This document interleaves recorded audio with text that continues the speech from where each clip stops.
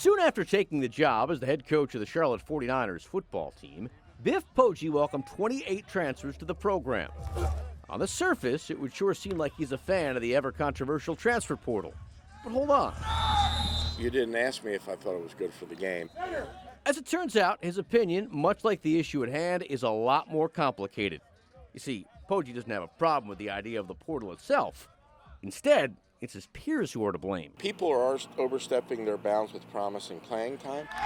And when they don't get it, it wasn't really a tough decision. They leave town, just like Damon Clowney did when he transferred from Ole Miss to join Poggi at Charlotte this offseason. Finally get to play, just let this world see what I can do. Clowney is one of more than 6,000 college football players who entered the transfer portal at the start of the 2022 season.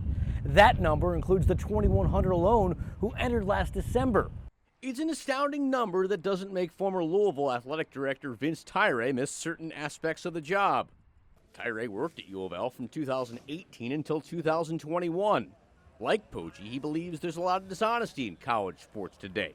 However, Tyre feels it goes well beyond the matter of playing time. Touchdown, Tigers! The idea that their NIL is not being used as an inducement seems naive. Though any direct deals would be a clear violation of NCAA recruiting rules, Tyre believes it's still happening.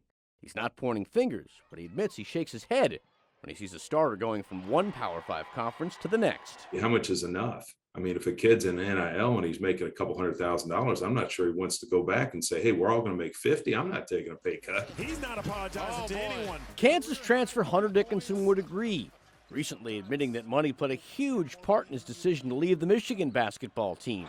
Dickinson!